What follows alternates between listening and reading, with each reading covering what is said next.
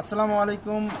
আমি আজকে কি জন্য এই তীব্র রোদের মধ্যে দাঁড়িয়ে আছি, তো আপনারা আমার হাতের তেল আর ডিম দেখি বুঝতে পারছেন যে আমি এখানে কি জন্য আসছি। তো আজকের রোদ্রের প্রায় 40 ডিগ্রির কাছাকাছি তীব্রতা ছাড়িয়ে গেছে। তো আমি দেখবো আজকে যে এই ডিমটা এই রোদ্রে ভাজা যায় কিনা। তো চলুন আজকে দেখি আমরা এই রোদে ডিমটা ভাজতে পারি কিনা। চলুন।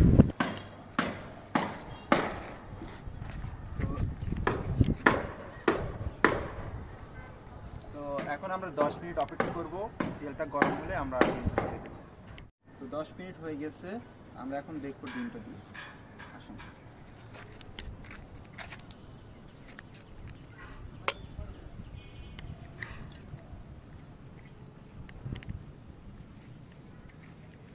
দেখা যাক ডিমের কি অবস্থা হয়। ধীরে ধীরে হইতেছে। এখন মোটামুটি ডিমের সাদা লেয়ারটা হয়েছে, বাট এখনো সম্পূর্ণ হয় নাই।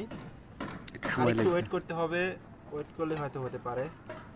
তো যে রোদের তীব্রতা, তো এই রোদে মানুষ কি করে, সাধারণ মানুষ যে খেটে খায় রাস্তাঘাটে, তো এই অবস্থায় আমি বলবো যে আপনারা সম্ভবত কাছে একটা ক্যাপ রাখবেন মাথায়, আর আপনারা অবশ্যই এক বোতল নিজের কাছে পানি রেখে দিবেন, যে এই রোদ্রে যে আমরা সাধারণ মানুষ খেটে খাই, তো দেখেন এই রোদ্রের তাপেই যে আমাদের ডিমটা গলে যায় এবং সেদ্ধ হয়ে যাচ্ছে।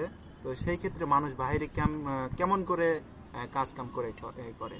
তো অবশ্যই এক বোতল পানি রাখবেন আর ক্যাপটা মাথায় দিয়ে রাখবেন।